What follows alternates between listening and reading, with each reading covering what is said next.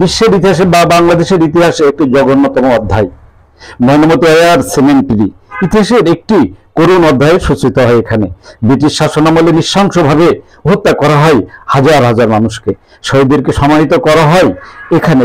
সে স্মৃতিময় spot air সেমেন্টারি। স্মৃতিময় স্পটটিকে নিয়ে গবেষণাধর্মী প্রতিবেদন আসছে আগামীতে, দেখুন বিস্তারিত।